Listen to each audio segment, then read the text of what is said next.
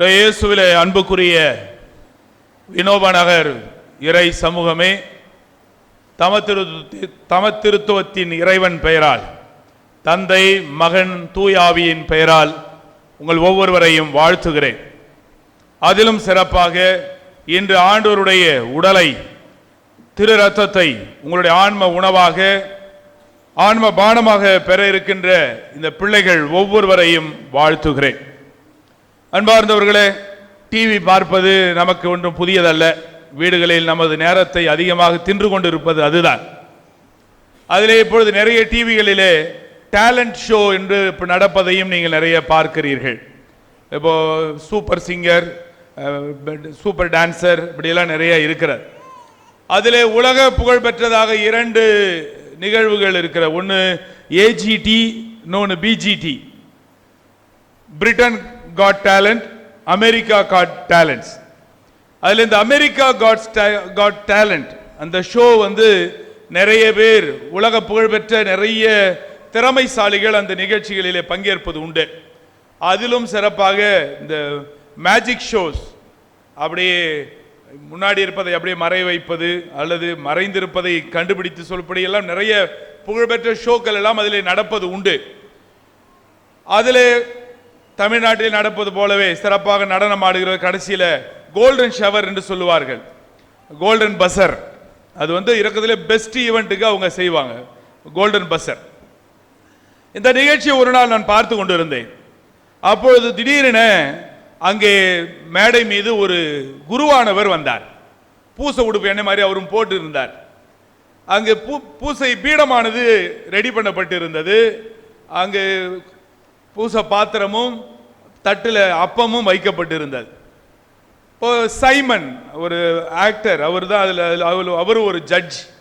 அப்போ அவர் asked, so who are you? He said, I am a Catholic priest. For how long? He asked. He said, I am a priest forever. I am a Catholic priest. Cassical his name. நான் Cassical OFM cap, Capuchin priest என்று சொன்னார். So what you are going to do? I am going to offer mass. Okay, go ahead. ஒன்றும் செய்யலை. அப்பத்தை எடுத்து பிடித்து கொண்டு சொன்னார், அனைவரும் இதை வாங்கி உண்ணுங்கள், ஏனெனில் இது உங்களுக்காக கையளிக்கப்படும் என் உடல். தூக்குனார். அந்த அரங்கம் முழுவதும் அதிர்ந்தது. எல்லோரும் எழுந்து நின்று கரவொலி எழுப்பினார்கள். சைமன் எழுந்து சொன்னார், Father, just I wanted to say only one word, and that one word is golden buzzer. That's all. That one word is golden buzzer.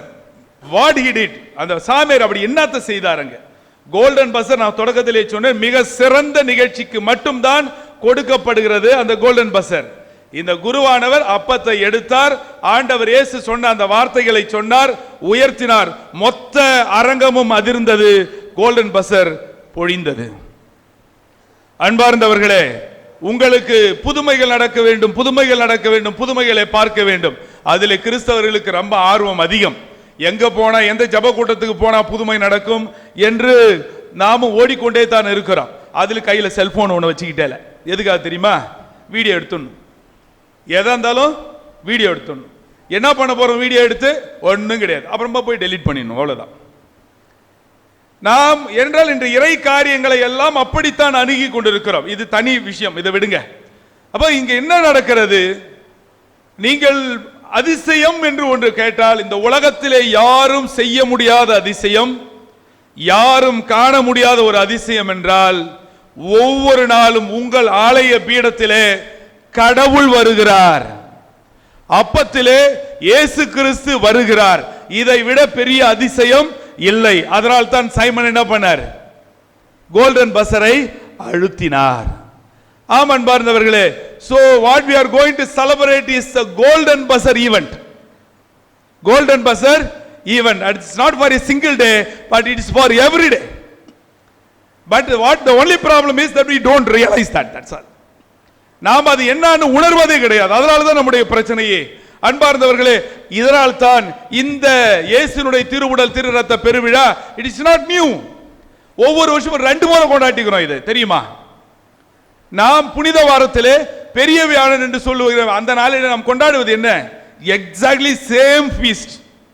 இன்றைக்கு நாம் எதை கொண்டாடுகிறோமோ இதே விழாவைத்தான் அன்றைக்கு கொண்டாடுகிறோம். Perhaps that is the best day. ஆனால் என்ன நடக்கிறது? அந்த ஈஸ்டர் விழாவில் புனித வாரம் ஆரம்பிச்ச உடனே நாம் அப்படி டொயின்னு தலையை தொங்க போட்டுக்குவோம் கொஞ்சம். ஏன்னா இயேசுனுடைய பாடுகள் பாடுகள் பாடுகள் அப்படியே சோகமாகவே நாம் அந்த டோன் ஈஸ்டர் திருவிழா திருப்பலியிலே அந்த உன்னதங்களிலே பாடுகின்ற வரை நாம் என்ன பண்றது கிடையாது. கீபோர்டு போடுறவரும் ஒரே அடிக்கட்டையை தான் அழுத்திட்டு இருப்பார். அப்போ அந்த சோகமாகவே அது போய்விடுகிறது. ஆனால் நமக்கு கடவுள் கொடுத்த ஒரு ஒப்பற்ற கொடை இந்த நற்கருணை. எனவே இதனுடைய மகத்துவத்தை நீங்கள் உணர வேண்டும். எனவே தான் மீண்டுமாக திருச்சபை இந்த நாளிலே 1264வது ஆண்டு உருபன் தந்தை திருத்தந்தை 4ஆம் உருபன் என்பவர் இந்த விழாவை ஏற்படுத்தினார். அதை அகில உலகம் முழுவதும் கொண்டாட வேண்டும் என்று பணித்தார். அந்த விழாவை தான் இன்று நாம் கொண்டாடி கொண்டிருக்கிறோம். அந்த மகத்தான விழாவிலே இன்று நமது பிள்ளைகள் ஆண்டவருடைய திருவுடலை திரு ரத்தத்தை பெறும் பொழுது இது ஒரு அற்புதமான கோயின்சிடென்ஸ். அன்பார்ந்தவர்களே, என்ன நாமாட்டு கதையை விட்டுக்கிட்டே போறோமா? இது இயேசுனுடைய திருவுடல். யார் சொன்னது? Just go to internet, type it, Eucharistic miracle. எத்தனை வேணும்? 1 வேணுமா புதுமை? 2 வேணுமா? 3 வேணுமா? 100 150 புதுமைகளுக்கு மேல ஆண்டவருடைய இந்த அப்பம் இயேசுனுடைய உடலாகவும் ரசமானது இயேசுனுடைய ரத்தமாகவும் மாறி போன புதுமைகளை நீங்கள் பார்க்கலாம். It's open challenge. ஏனென்றால் ஆண்டவரே சொல்லியிருக்கிறார் நற்செய்தியிலே, வானி நின்று இறங்கி வந்த உயிருள்ள உணவு நானே, என்னை உண்பவர் என்னால் வாழ்வர். உடனே அங்க இருக்கிறவங்க என்ன கேட்கிறாங்க? இது என்னது இது? இவர் எப்படி தன்னுடைய சதையை நமக்கு உண்பதற்கு கொடுக்க முடியும்? அப்பொழுது அப்ப என்ன சொல்றார் இயேசு? உண்மையிலும் உண்மையாக நான் உங்களுக்கு சொல்லுகிறேன். ஆங்கிலத்தில் truly truly I say to you, not single truth, truly truly I say to you, வானி நின்று இறங்கி வந்த உயிருள்ள உணவு நானே, என்னை உண்டாலன்றி நீங்கள் வாழ்வடைய மாட்டீர்கள். என் சதையை நான் உணவாக கொடுக்கிறேன், அது உலகு வாழ்வதற்காகவே கொடுக்கிறேன். அடுத்தது சொல்ல, என்னை உண்போர் என்னால் வாழ்வர், வாழும் தந்தை என்னை அனுப்பினார், நான் அவரால் வாழ்கிறேன், என்னை உண்போர் என்னால் வாழ்வர். அன்பார்ந்தவர்களே, இது எவ்வளவு பெரிய அத்தன்டிக்கான ஒரு teaching. Jesus never says lie. God never say lie. It is because saying lie is beyond his nature. கடவுளால் முடியாத காரியம் ஒன்று இருக்குதா? இருக்குது. என்னது? பொய் சொல்ல முடியாது. கடவுள் உங்களை வெறுக்க முடியாது. ஏன்னா அது அவருடைய நேச்சர்லே கிடையாது. இது நம்முடைய சுபாவம் எல்லாமே இருக்குது. ஆனால் கடவுளுடைய சுபாவத்தில் அது எல்லாம் கிடையாது.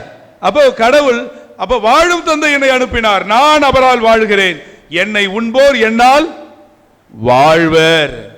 ஆம் அன்பார்ந்தவர்களே, அப்போ இதை முடித்தவுடன் ஃபர்ஸ்ட் ஒரு குரூப் என்ன சொன்னுச்சு?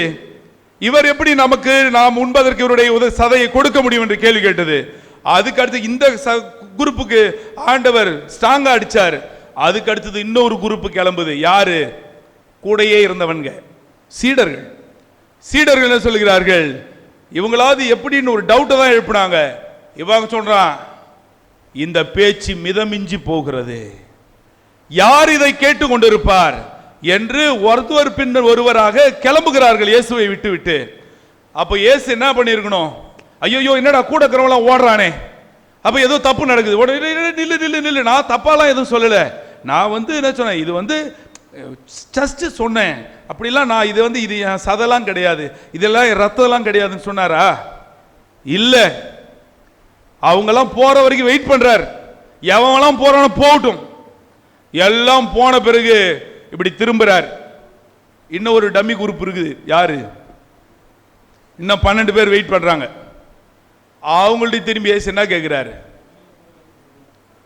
நீங்களும் போய்விட நினைக்கிறீங்களா? நீ போறியா? போ. ஏன்? ஏன்னா இதற்காகத்தான் இயேசு வந்தார்.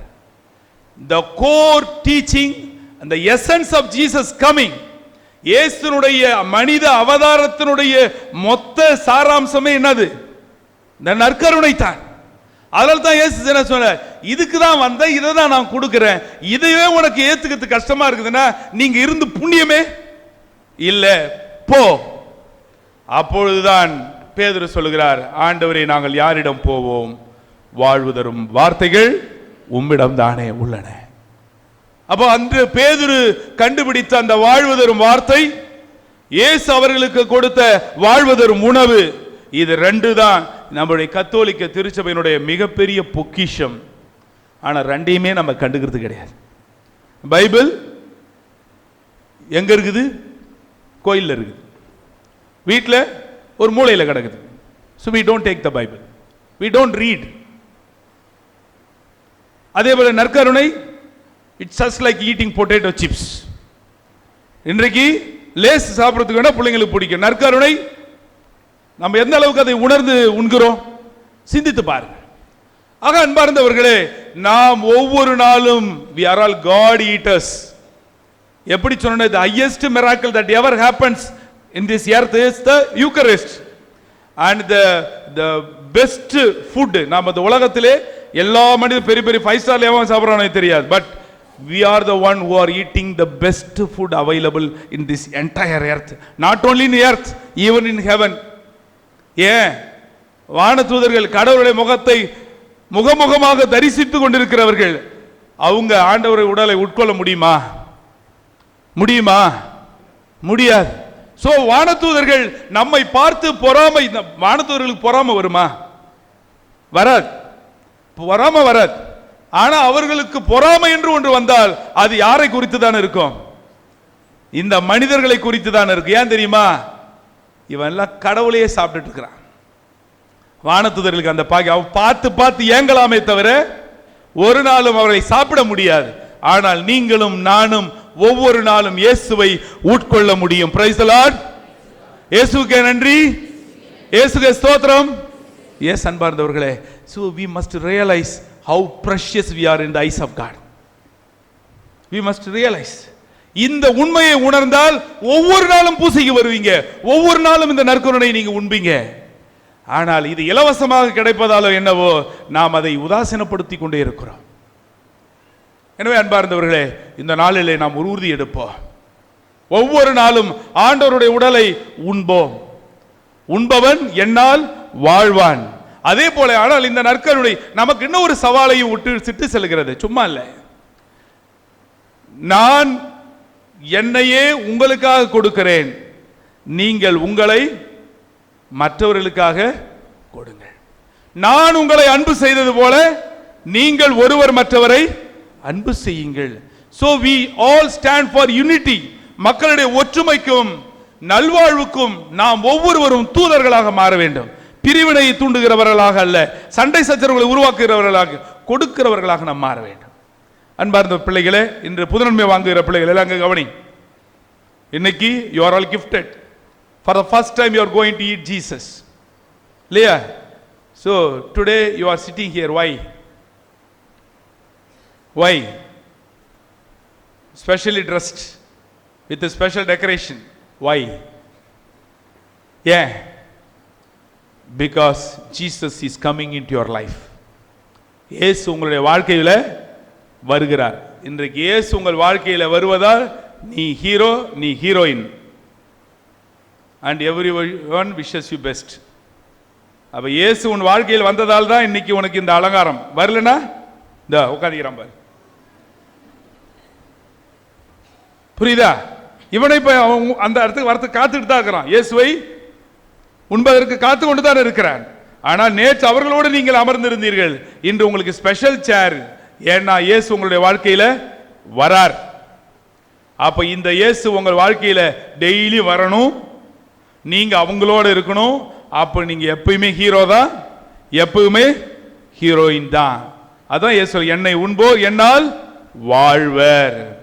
ஆக அன்பார்ந்தவர்களே, குழந்தை தெரசமா தான் சொன்னாங்க, நான் புதுநன்மை வாங்குற நாளில் என் உள்ளத்துக்குள்ள வர இயேசுவை நான் திரும்ப வெளியில விடவே மாட்டேன். என் உள்ளத்துக்குள்ள வர இயேசுவை நான் திரும்ப வெளியில விடவே மாட்டேன். I will always live with him. So wherever you go, take Jesus with you. Wherever you be, you also be with Jesus. இறைவன் உங்கள் ஒவ்வொருவரையும் நிறைவாய் ஆசீர்வதிப்பாராக. ஆமென்.